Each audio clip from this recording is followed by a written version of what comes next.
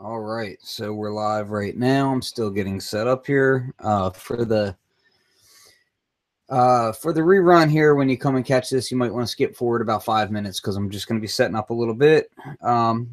Just decided to make some patches on the MatrixBrute live, so I kind of have it laid out here. I'm going to go ahead and explain what it is that I'm doing on here, and might do some interesting experiments while I'm at it. Just set this up real quick. Sure you guys hear all my clacking. All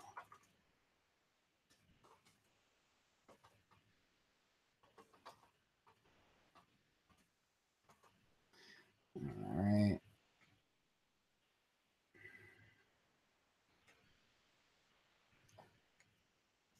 Okay, so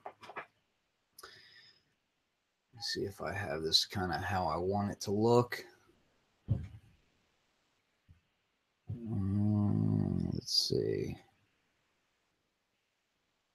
That's not terrible. It's a little bit blurry there. We'll see if we can kind of scooch it a bit. Just a little bit better view.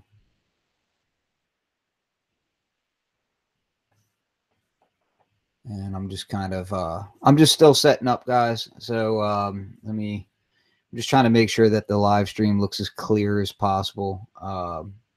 Using Google Hangouts and a webcam like this, it's kind of difficult to get things as clear as possible, but I think you can pretty much tell what we got. I'd recommend pulling up like if you're not familiar with the MatrixBrute layout, what you can do is you can pull up a Google image of the layout, and you can see it kind of next to it if you're curious as to what's what. I'll try to explain what it is that I'm doing as I go. Let me just... yeah, let me turn this off. There we go. And hop out of here. And pop out my live chat so that we can see that.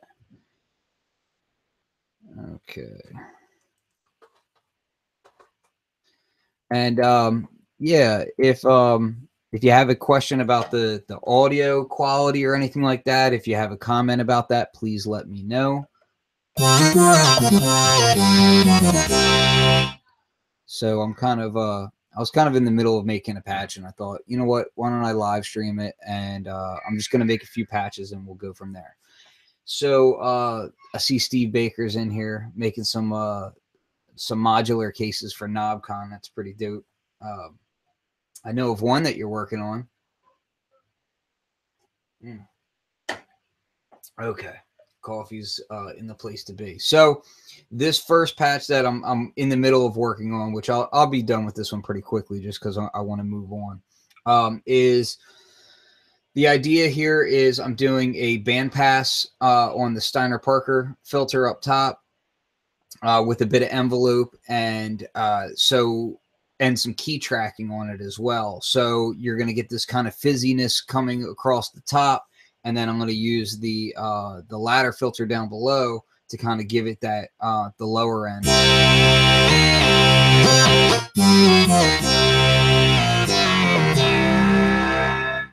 So let me kind of adjust my mic a little bit so that you don't get quite as much of the synth in this sound.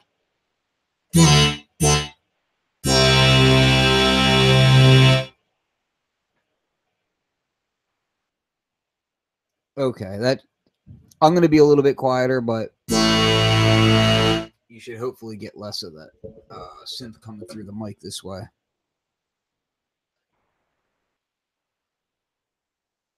All right, so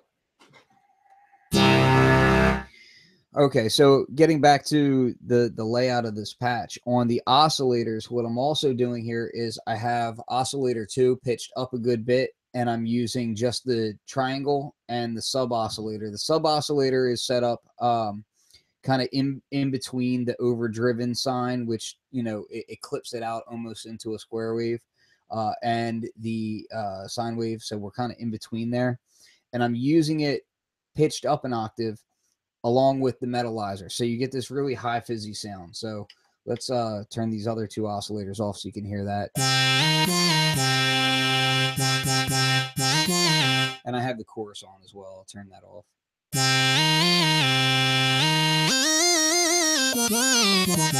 And of course, we got some legato glide going on.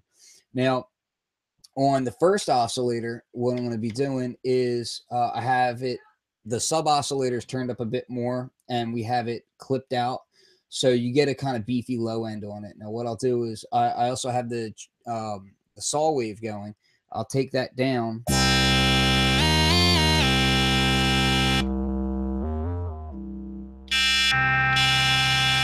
So, and then when you bring in that saw waveform.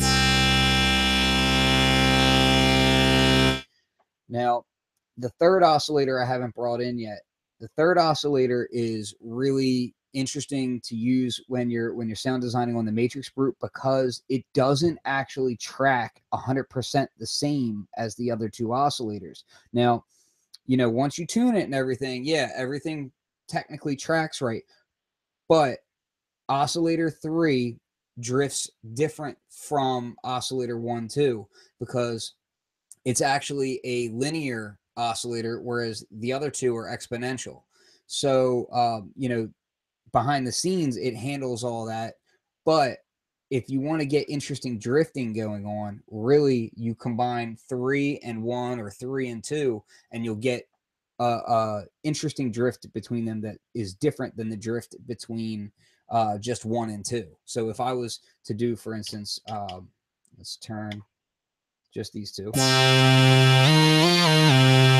Now, these are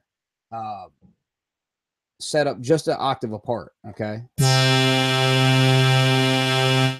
And if I do the same on oscillator 1 now, so now we're using just oscillator 2 and oscillator 3 on this. And now if I'm going to do oscillator 1 and 2, you get a slightly different drift out of it. So you get some cool sound if you pay attention to how the oscillators drift off of each other.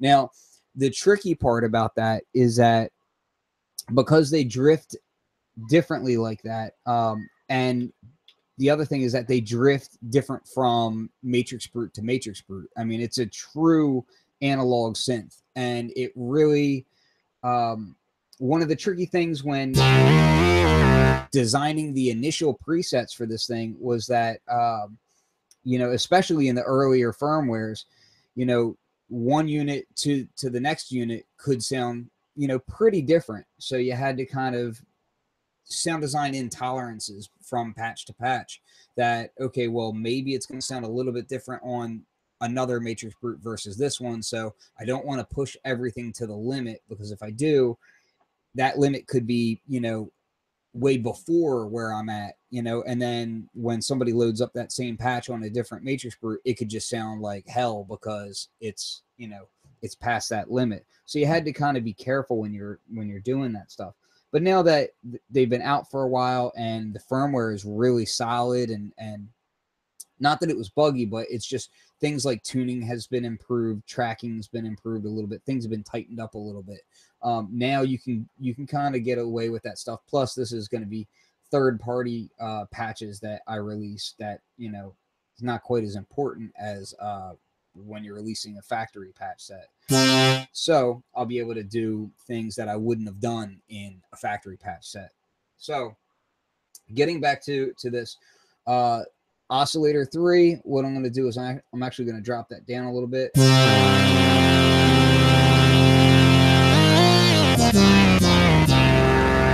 And with this Steiner filter, I'm going to map that here. I'm not giving anybody the finger. It's just I tend to use my middle finger a lot when I'm using this synth. So I'm going to drop the level of the Steiner a bit. And I'm going to map the level of the Steiner to my third envelope. Okay, so that's going to be right here. And then I'm going to give it just a boost of about 30. And then I'll give it kind of like a slow fade in. And we'll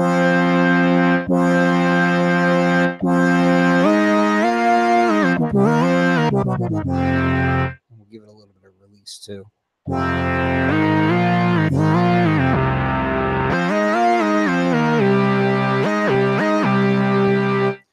Give it a little bit more. So now,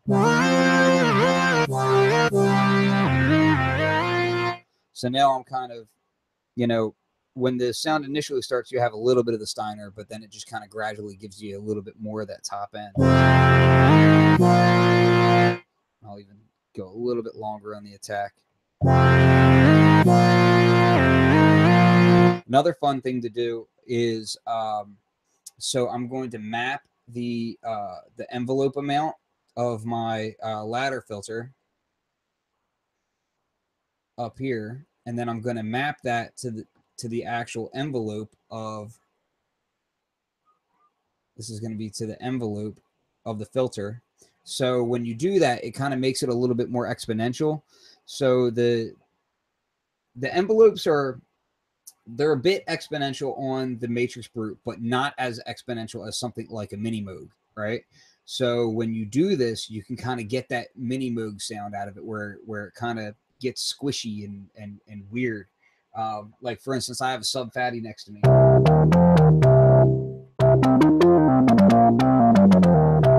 And you hear how the resonance kind of squirts out of there. That's because of those exponential envelopes on there. Well, the MatrixBrute will do that, but not quite the same way. But when you start playing with the amount of envelope and tie it to your envelopes on here, you can kind of do some similar things. But it's not going to sound like that sub fatty right now because I'm doing the exact opposite modulation. I'm actually modulating downward instead of up. So.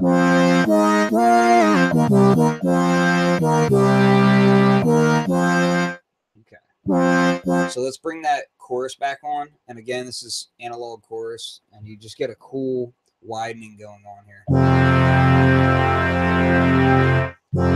Unfortunately, I don't know if this is going to come through in stereo. Usually these Google Hangouts tend to be mono, which really sucks, but send your hate mail to Google on that.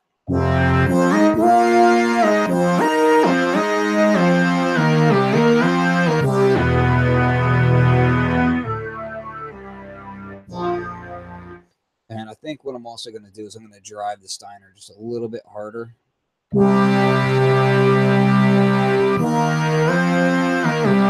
I see Christopher's in there. He's confirming that it's mono, so we can all weep. All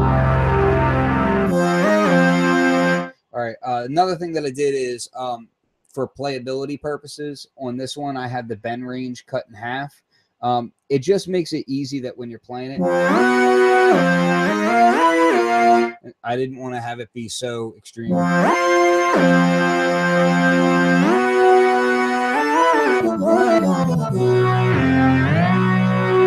Just sounded better to me. You know, and yeah, this patch right here is just kind of like a, you know, something to have fun on the lead side of things without it being overly painful. You know, some leads are just a little too pitchy and high for my taste, and they sit on top of the mix as opposed to sitting in the mix. And this one, I wanted to just design something that would sit a little bit in the mix and kind of not be just not try to take over everything, you know. And just for some playability, we're going to set up some modulation for the macros. I haven't used these other two assignable inputs yet for the Matrix. So let's, right now I have the mod wheel is just going to regular vibrato. And what I'm going to do is I'll send LFO2 rate is going to be my third assignable. And the first thing I'm going to do with that is actually assign it to Aftertouch. And what I like to do there is this way when you're playing, you can kind of press down harder and you'll get a faster wobble out of LFO2. And LFO2 I'm going to assign to the cutoff of the Steiner. So LFO2, Steiner.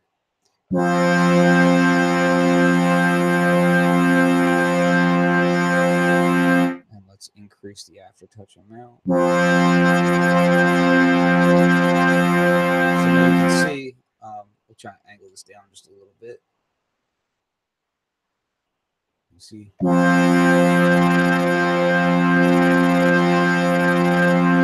So you can get some cool stuff going on with this. And let's actually make this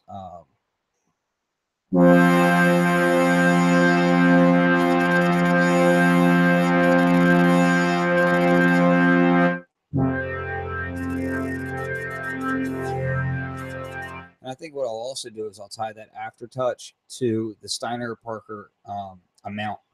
So we'll increase that about 40.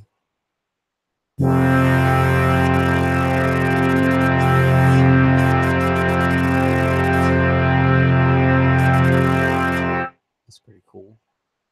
And let's see here. I should bring it up just a bit more. We'll go up to 50.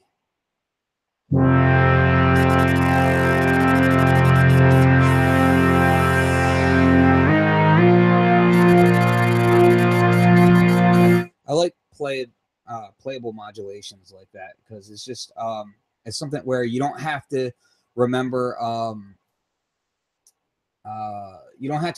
exactly, you know, which knob you need to tweak to make something cool happen. You just, hey, press down on the aftertouch and you're good to go.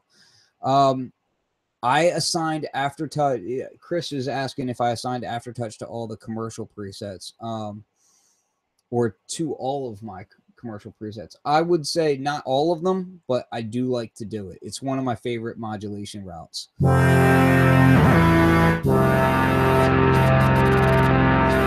And you can make, like, this one is, you know, fairly subtle as far as that goes. You know, but you can do some really cool stuff with that. Let's go ahead and we'll map we'll actually do some audio rate modulation of the ladder filter, and we're going to map that. Now, what we can do here is first I'm going to map it to a macro. So if I want,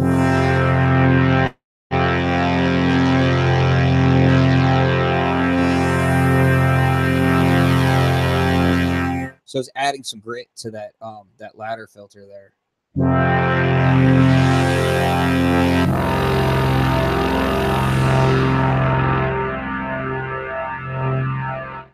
And let's see. Yeah.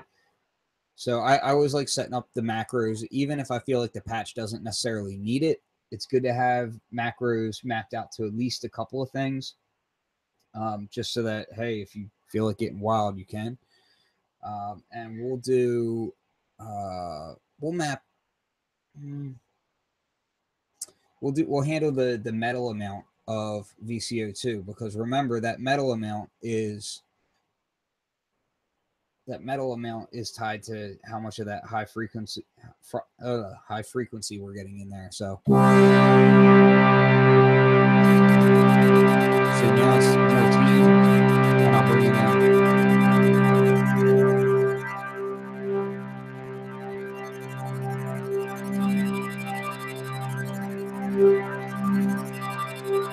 So you're kind of playing with that timbre.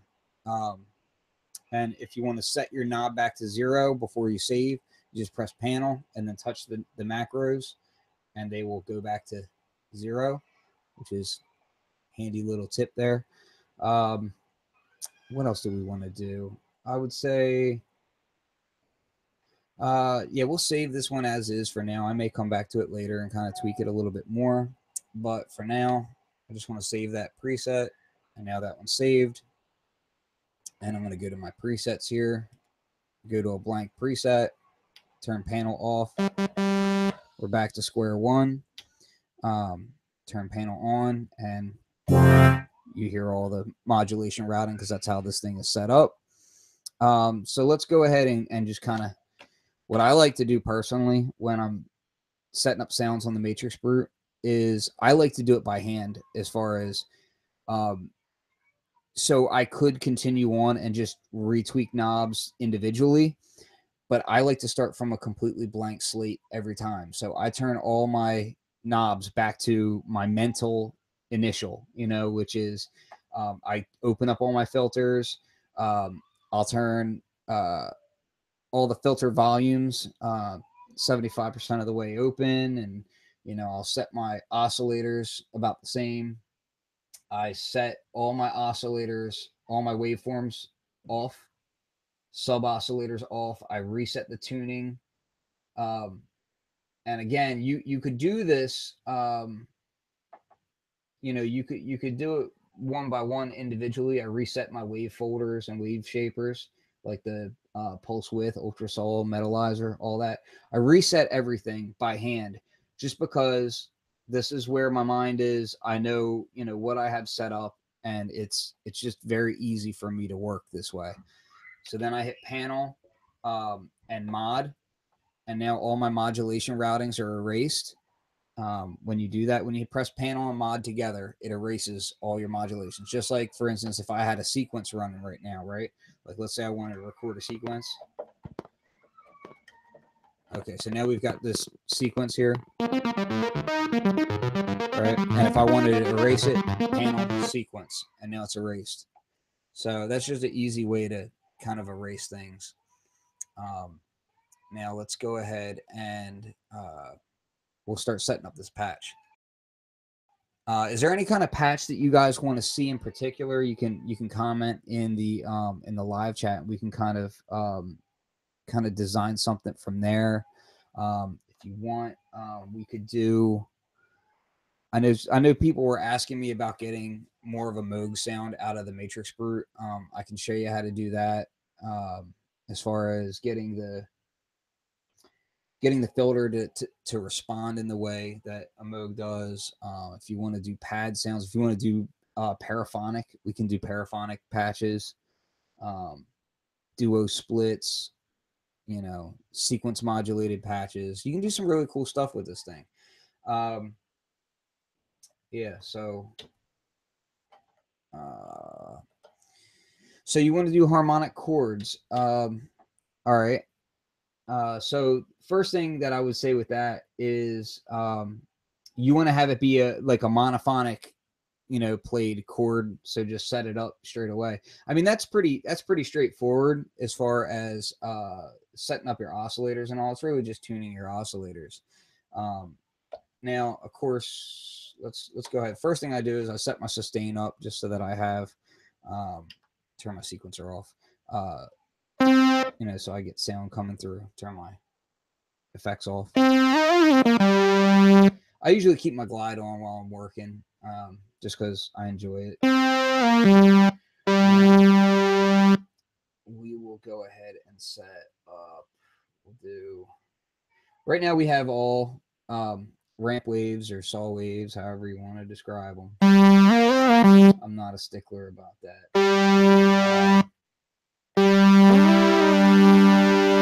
So we're going to do 3.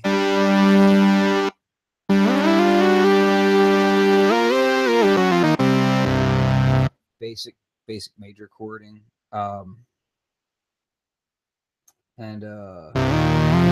Sorry, I'm getting messages through my phone while I'm doing this, and I just want to say to Winston, you can Google that information. Why are you texting me that?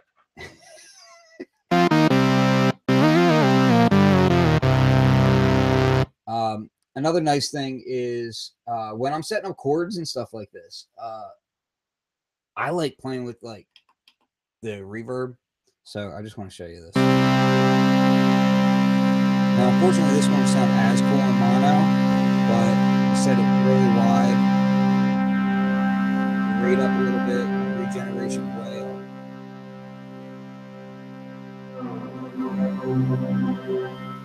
Now, we're going to map delay time to our first route here, and we're going to set that to envelope 3. And we're going to make it, oh, damn it. I'm in my sequence, not my modulation. I do that sometimes. So we're going to set up, again, delay time, and modulation is going to be envelope 3. We're going to set that up pretty high. We're going to do nice long.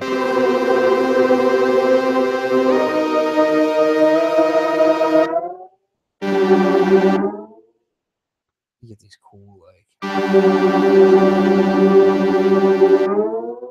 Now, the tone on this is interesting because they're bucket brigade on here. When you start bringing the tone up, you're going to get way more feedback. So you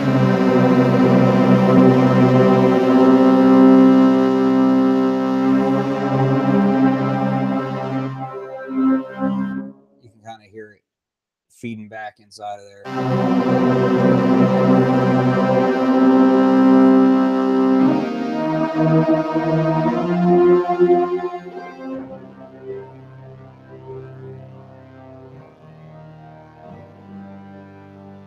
Sometimes it's fun to go down an octave on that first oscillator, that main pitch.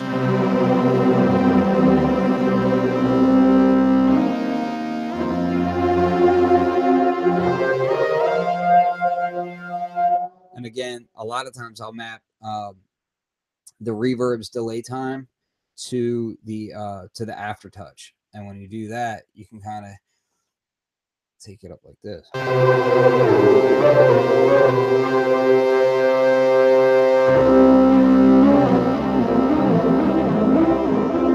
So you can get these weird bouncing sounds and warbleness. Now, if you do like kind of like fly low type stuff, or like you know, West Coast, modern West Coast underground hip hop kind of stuff, or you know, trip hop and that kind of thing, it's really useful to get this kind of like almost record warble out of it, because it darkens the whole tone in a way that's not just like a typical filter. It just kind of darkens it just a little bit. Like if I take the effect away, you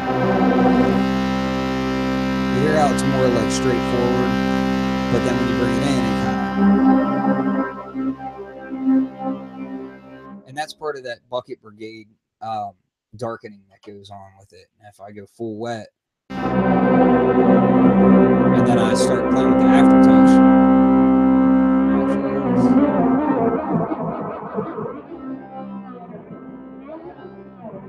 it's almost like tape stopping.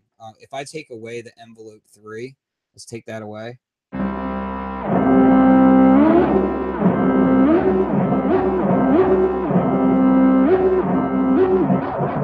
And you can go the opposite direction and make it short.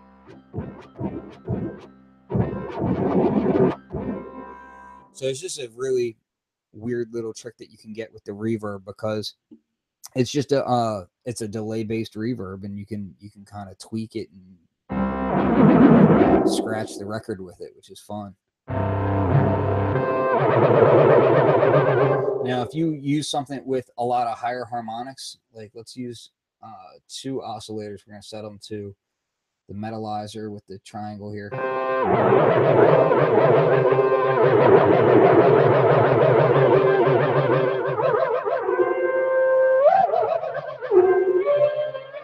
And you'll hear how much darker that is when I take that reverb off. I mean, that's night and day.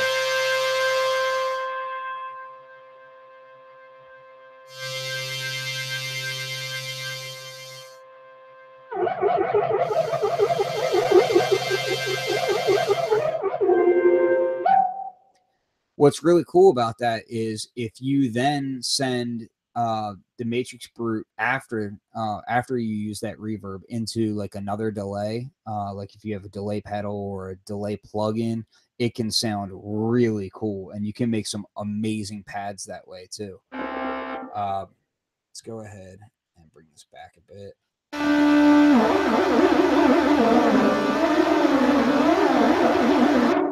All right, so as far as the Moog adjusting, let me just jump into that real quick. We had a question in the chat about that. So let me, yeah, we're gonna go ahead. I'm just gonna get rid of these modulations real quick, and I kind of like to reset myself a little bit here. Take these down, and I'll show some of the major differences as well while I'm at it, because they are very different. I mean, they both have their strong suits for sure. Excuse me, I got my little Irish coffee here. So they both have their strong suits. The ladder filter can sound the same basically, but to me it's really all about the envelopes. The envelopes are just so different. So I'm going to set up my sub fatty over here a little bit, so that we can kind of showcase what I'm talking about. So also, if you guys could comment just to let me know what the audio quality of this feed sounds like, it would be helpful, because I cannot monitor my own sound at all, which is another beautiful thing from Google. I'm playing the sub fatty over here right now, so hold on.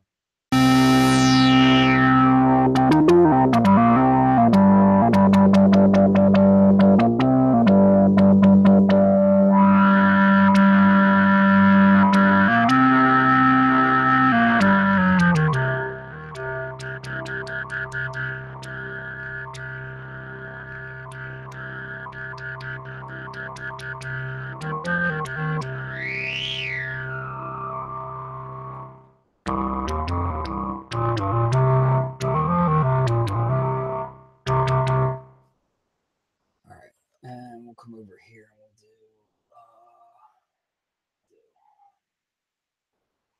like this.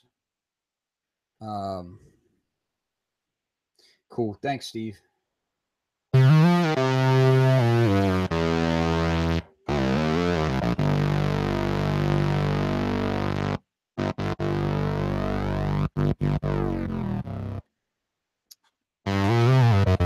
Chris, I'm sure your laptop speakers are every bit as good as your studio monitors.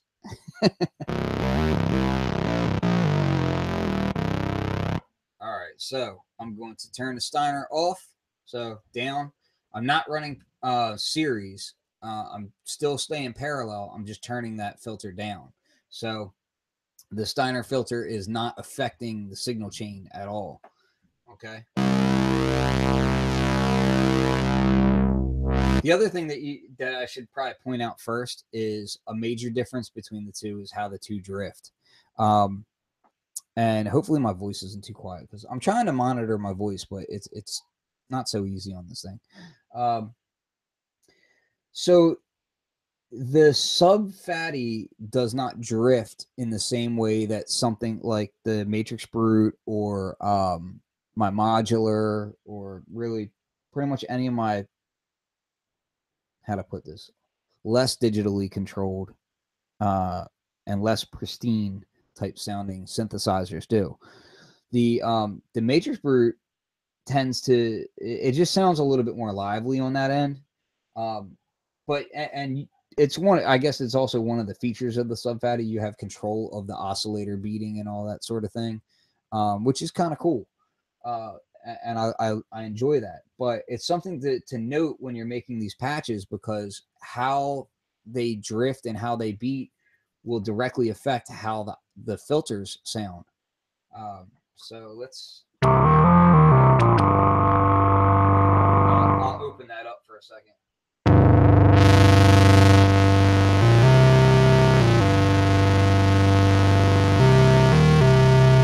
gonna do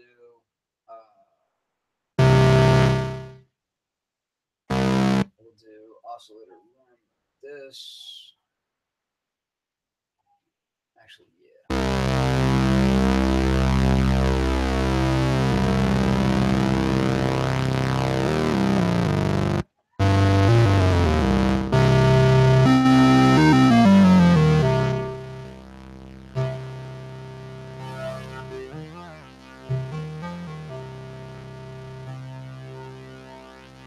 I'm going to match these levels a little bit better.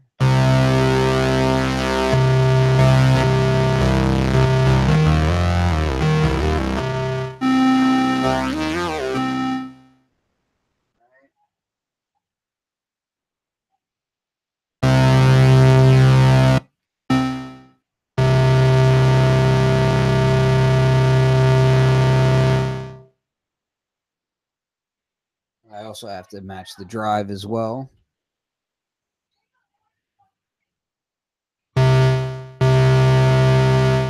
And of course the sub oscillator.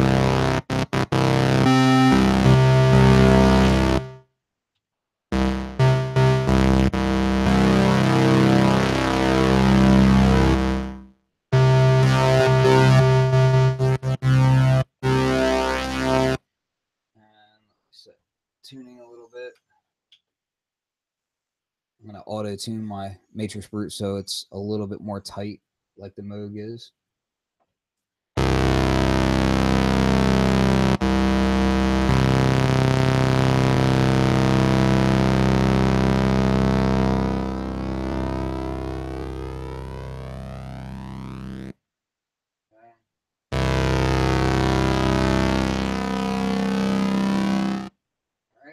There.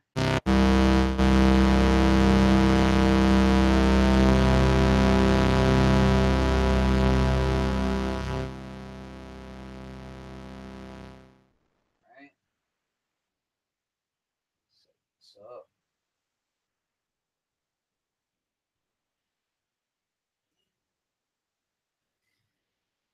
All right, now we can start getting to the interesting stuff with it. Got these two here. These two here. The other thing that I would say is that the controls are very different between the two.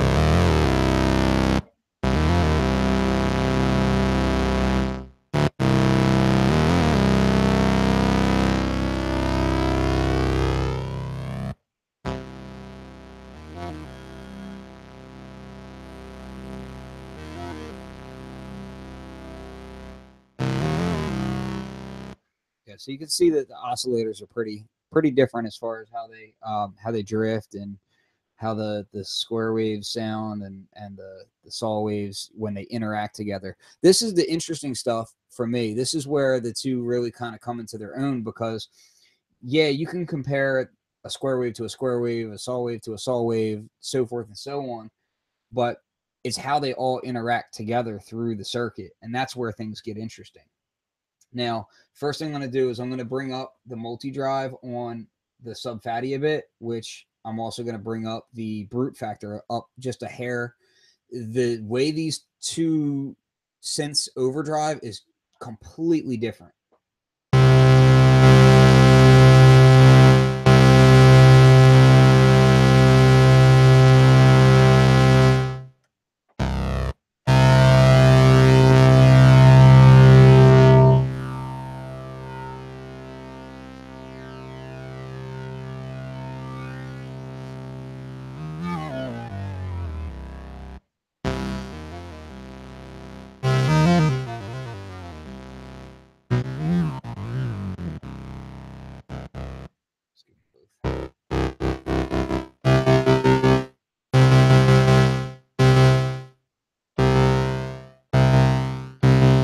Okay, so now we're going to get to the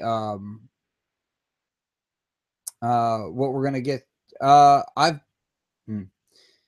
explain that question later. It's not as cut and dry as that. And no, you cannot record. Well, it's not as cut and dry as that. Put it that way. Not in a typical sense of the word. You can't sequence recording chords with the sequencer in the typical sense. You can there's a workaround, but anyway. Okay, so now with the filter, if I just normally, I'm going to set up an envelope here. I'm going to give it just a little bit of attack and a little bit of a decay, a little bit of release here. And then I'm going to bring up some envelope here. Let's shorten that attack just a little bit. And we'll bring up the resonance to about 1 o'clock. Now, that right there, we're going to bring up our level too.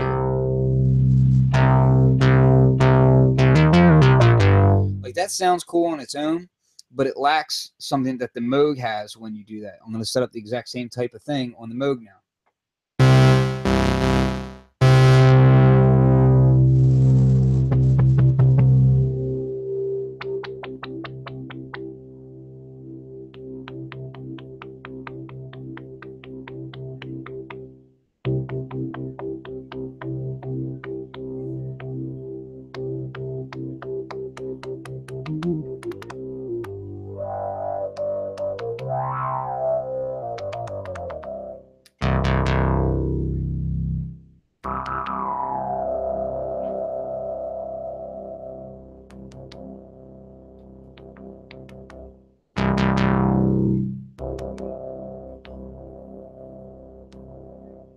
So you'll notice that the envelopes already are really drastically different between the two when you start doing this kind of thing.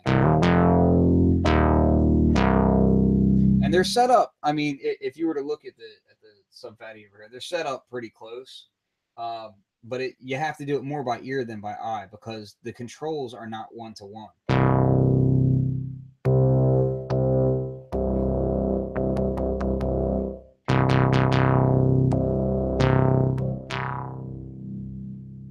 So we're going to bring that decay down a little bit.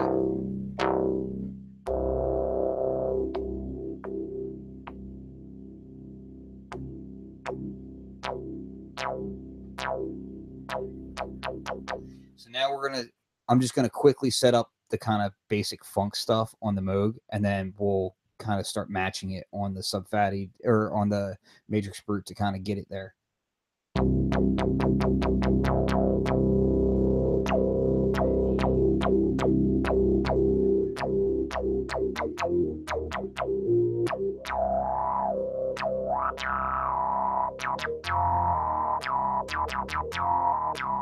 So you have the cutoff on the sub-fatty about 11:30, and resonance is about 1 o'clock.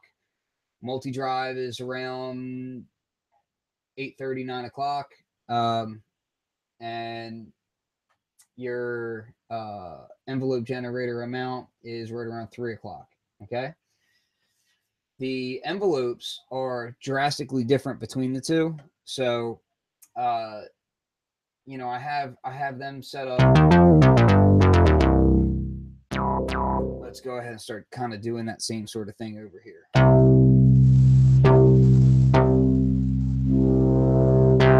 Sustain is kind of where we're going to set that level at, that level of the actual.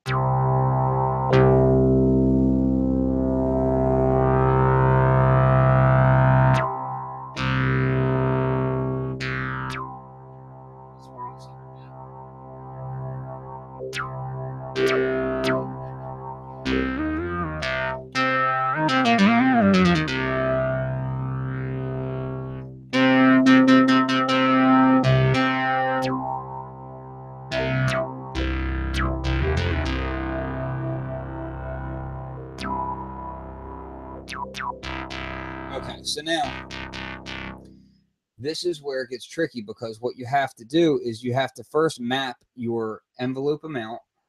You want to map this out into your mod matrix here, okay? And I'm gonna go ahead and modify it with my filter envelope. All right.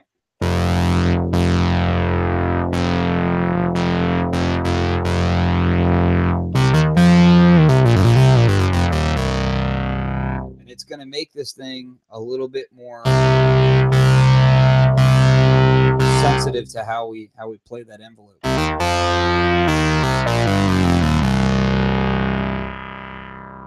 And then you're gonna have to retune that sustain a little bit.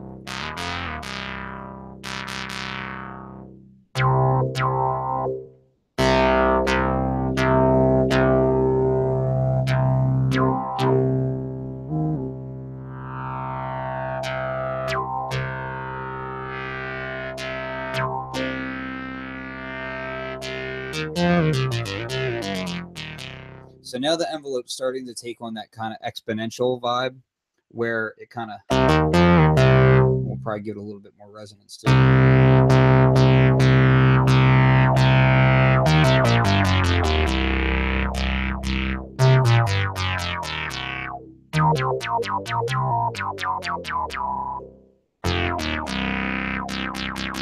So you can see that the two have a very, very different character when it comes to that.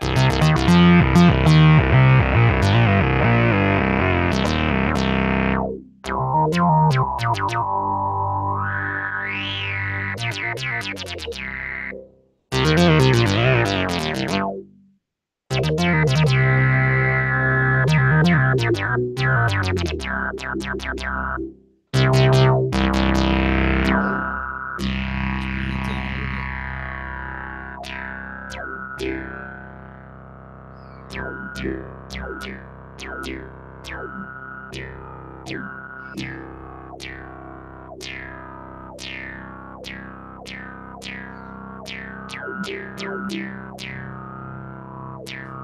over here, what I'm doing is I'm fine tuning that curve of the modulation. So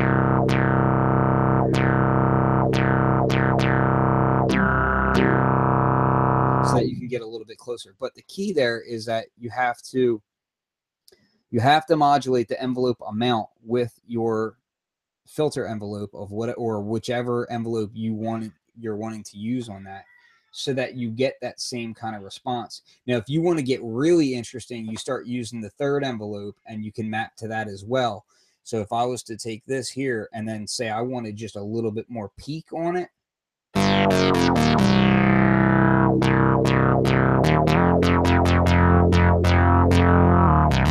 you can map that in there as well, and that'll let you get these cool, like, super exponential peaks on there to make it even more.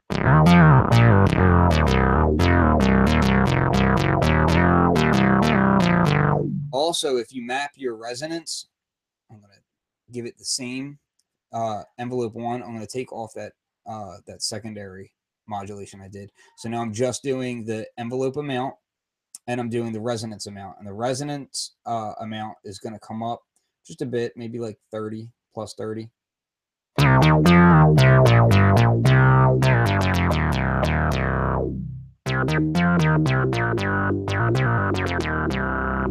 So you get a very similar reaction to the filter with that. That's my personal favorite way of doing it, is when you map not just the envelope amount, but also the resonance amount. Because for some reason on the Moog, it seems like the resonance likes to jump up a little bit as you tweak it like that.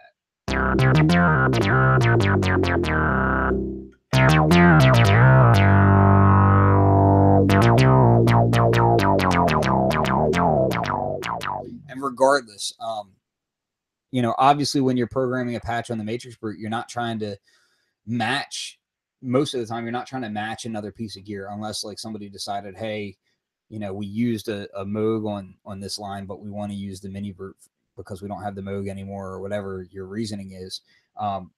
Usually you're not trying to match patches in that same way, but that might help you do that. But if you're just trying to get your Bernie Worrell on and get funky with it, that's, like, to me, that's the way to really get that P-Funk style out.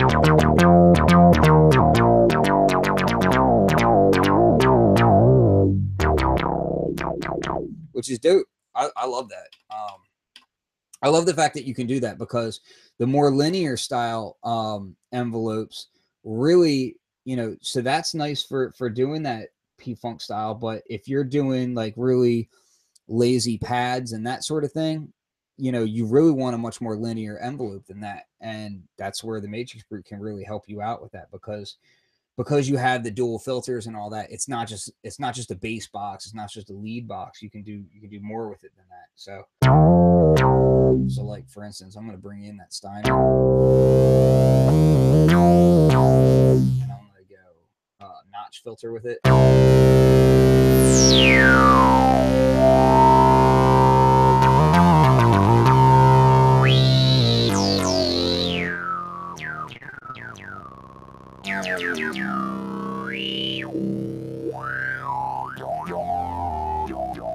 So you can get these kind of mouthy vowel type sounds out of it.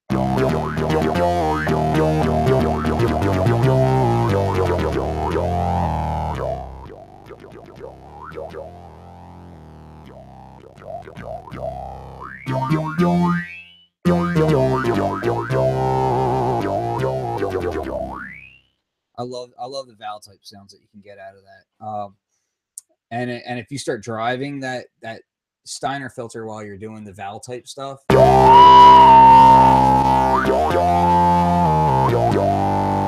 get that straight up yell.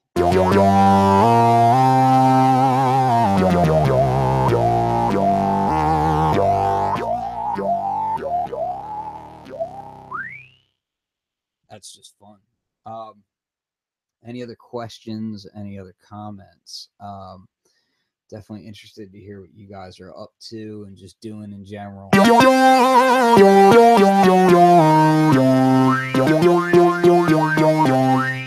gonna drop this this release down a bit. I'll actually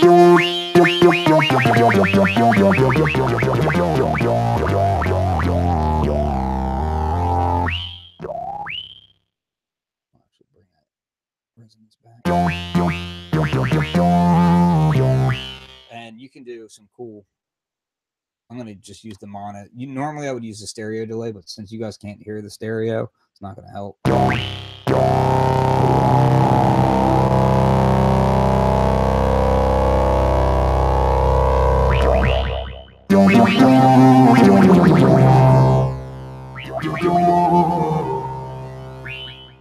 Clip it.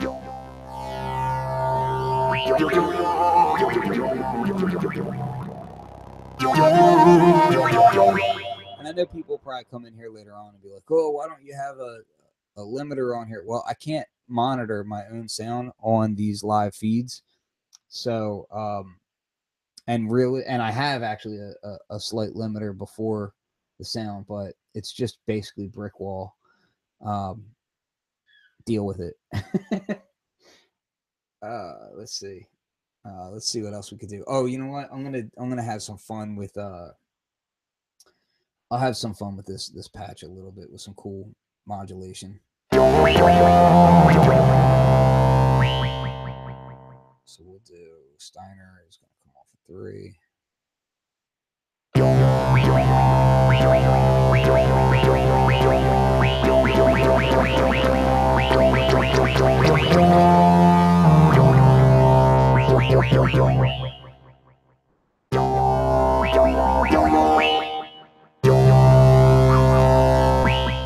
So the third envelope has a cool feature on it that it has a delay. So you can make these like little popping sounds that come in after you've hit the key.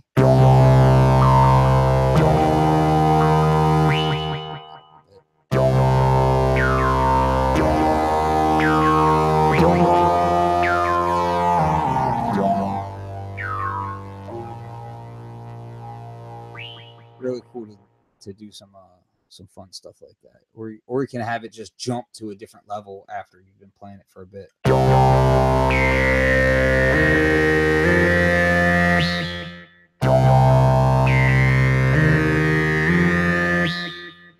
That can be handy, and you can tweak the delay amount through modulation sources as well if you map that out.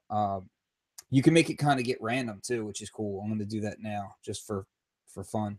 So basically I've mapped, I've gone ahead and mapped the envelope 3 delay to this third row here. And what I'll do is I'll set that to LFO2, jack that amount up to about 50.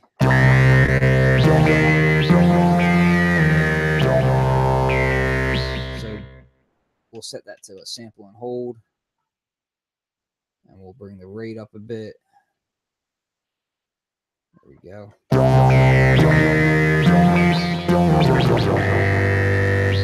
So you can get these kind of like random modulations that are just kind of popping up throughout as you're playing. Sometimes they'll hit early, sometimes they'll hit late. Take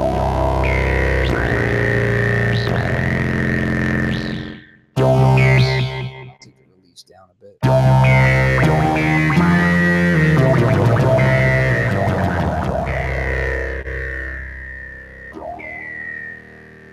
And that's, of course, good to do on your delay as well, just to make it ridiculous.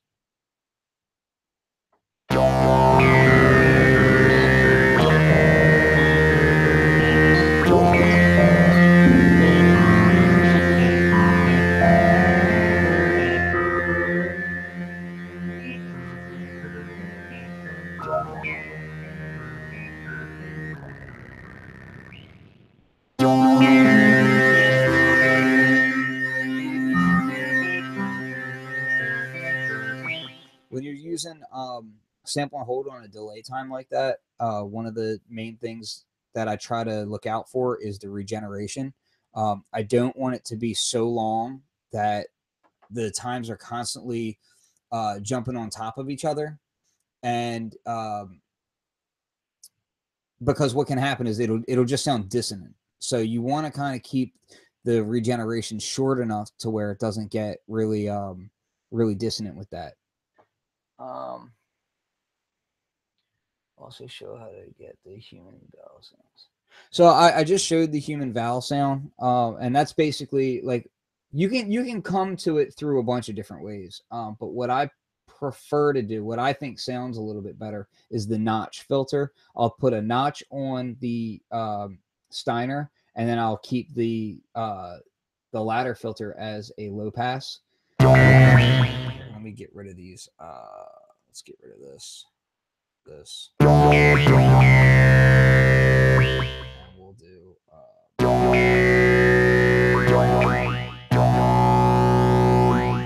rid of that.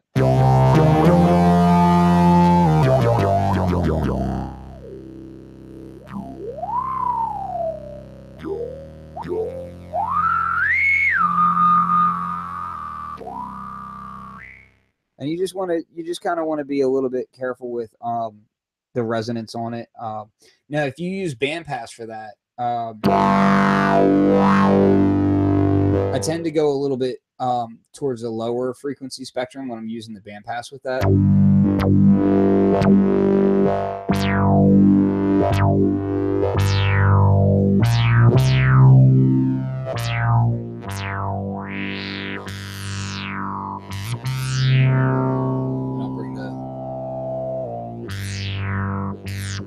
I bring the cutoff the opposite direction, and both envelopes, you have to make them kind of go the opposite direction. You want if your bandpass or your notch is going down, you want your low pass opening up. This way you get that kind of that throat sound out of it. And as far as the synclavier sounds, let me kind of reset things a little bit.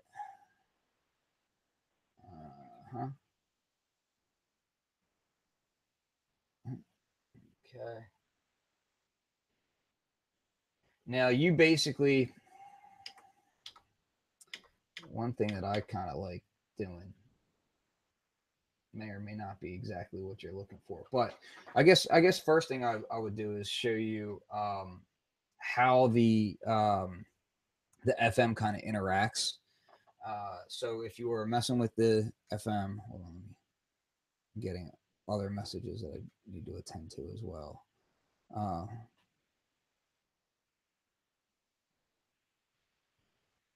Okay. Non-important information. Always good. So let's bring this up. I'll show you another really cool trick when you're getting those types of sounds as well. Let's actually use triangle here.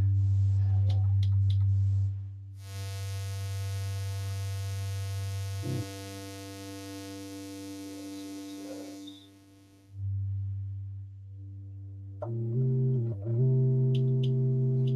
I'll use a sine wave for VCO3. And when you're using VCO3 as your modulation source, using the sine wave is kind of a little bit better for getting that that smooth sound, that smooth FM sound, kind of. And you can even kind of get Buchla-esque territory if you're using like little plucky envelopes on here and whatnot. And again, you would want to, in my opinion, you want to do that little envelope trick where you're modulating it with its own envelope to kind of get it there. But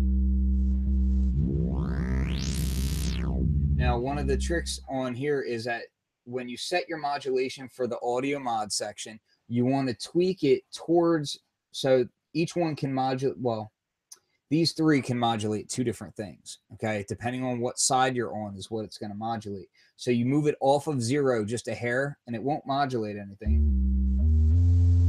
But if you move it past that, then you start getting the modulation. Well, when you move it just off of 0, that's when you're letting it know, hey, that's what I want to modulate, okay? So what we'll do here is I'm going to map... sorry if I'm hitting my mic and whatnot. It's a little bit in the way, but I think we'll all be okay. So I'm going to take VCO3 is modulating VCO2 now, and I'm mapping that out in my matrix, right?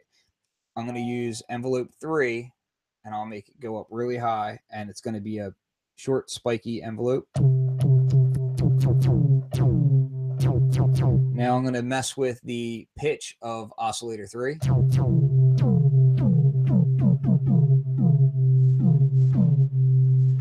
Now, just like any analog oscillator, they kind of have their limits as to where the FM will start to trail off a bit, and you kind of want to find that area when you're playing.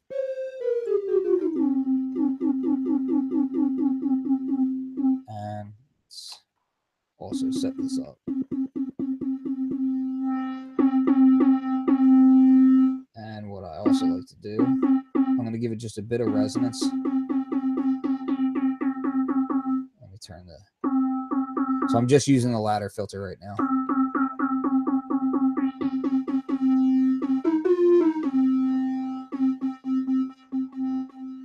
Now I got this little short peak. And I'm going to give it just a little bit of release too. And then I'm going to bring this up to taste.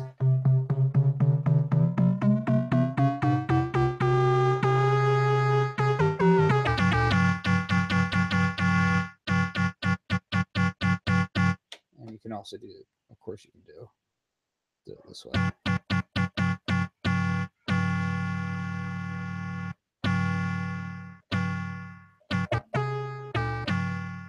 we will do...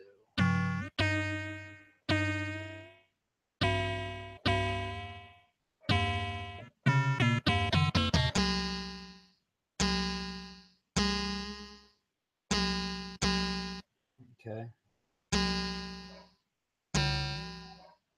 And you kind of have to be really fidgety as far as how you get your hands on it and kind of get it right where you want to be. Another nice aspect of that is you can use that audio rate modulation on your filter as well.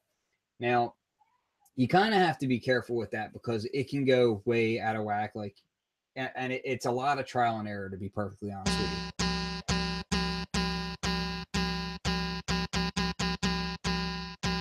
And sometimes I'll add in Brute to kind of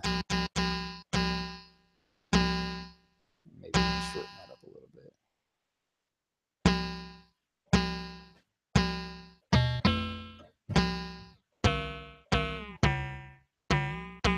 And you kind of you'll kind of tune your FM as you go. But again, it's not really, yeah, a lot of trial and error on those, to be honest with you. But and as you play with the pitches of both the oscillators and your third oscillator, it can be really fun. Now note that I have the third oscillator off. If you turn that sucker on, you'll get these kind of...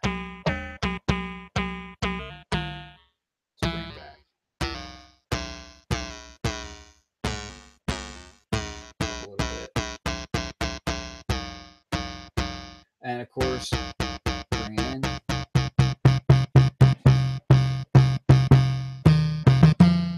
Now, if I had the sustain on, it'll go wild, you know.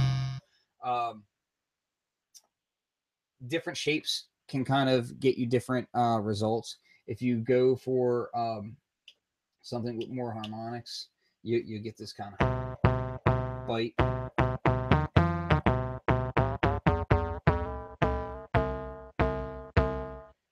Square wave.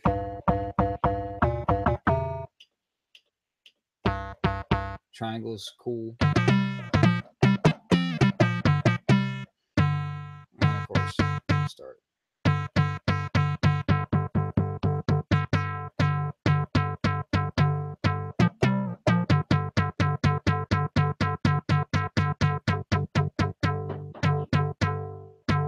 And if you start bringing in your oscillators with like saw waves and whatnot,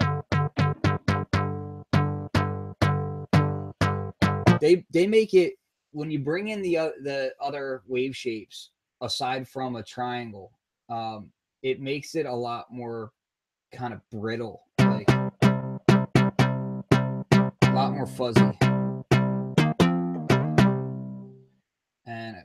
course, you can also play with the wave folding on it. Back to triangle, and then you add in the metalizer.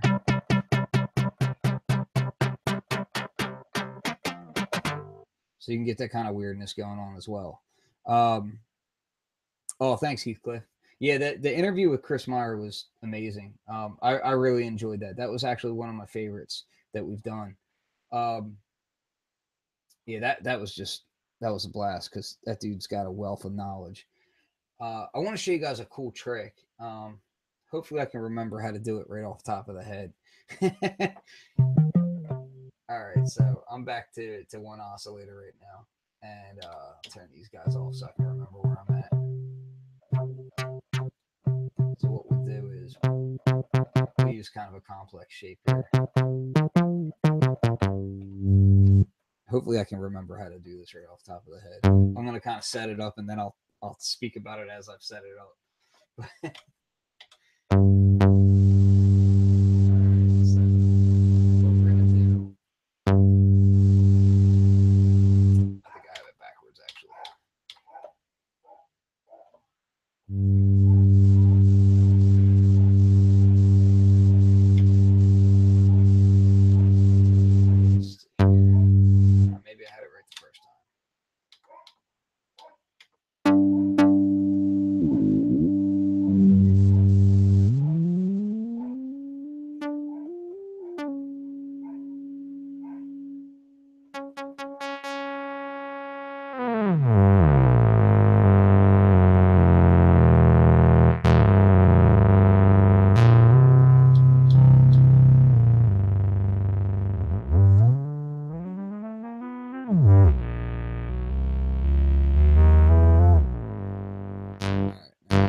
Modulation up for this. I'll do.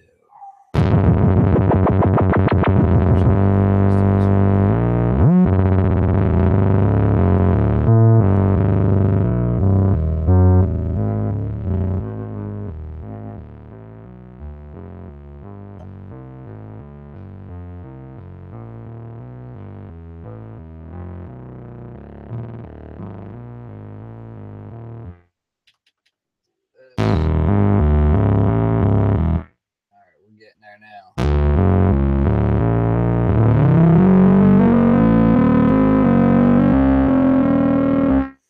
With this, you can get some really interesting sync sounds, and we're going to modulate that. This.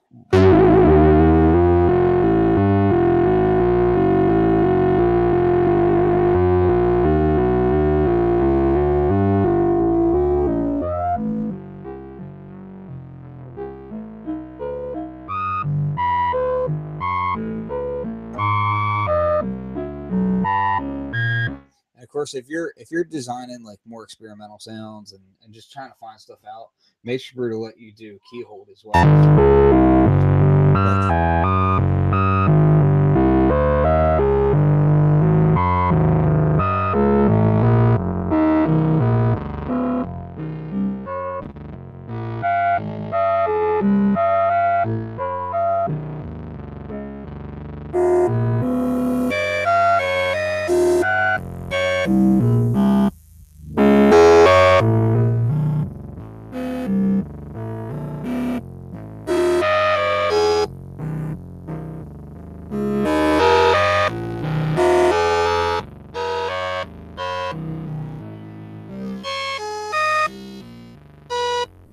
That's just a sample and hold for the pitch right there. So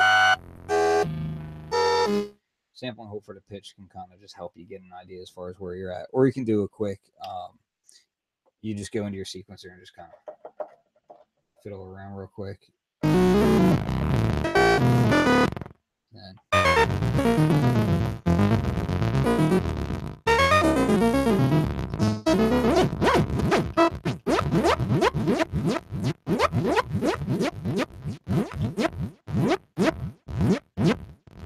so you get these really weird sound effects noises out of that. And what we're going to do here, drop that down to 12. Drop that down to about 24. Make them a little bit more playable as you get more subtle with it. I always like to explore like the outer limit and then I narrow it down.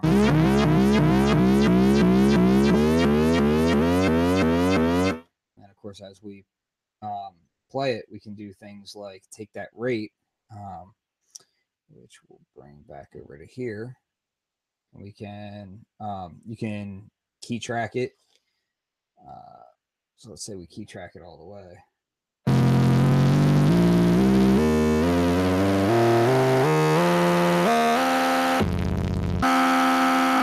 go the opposite route.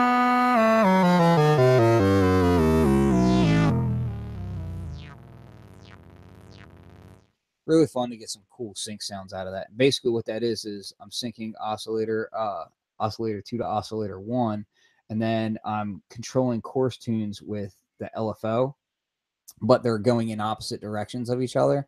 So you get these cool tearing sounds out of each one.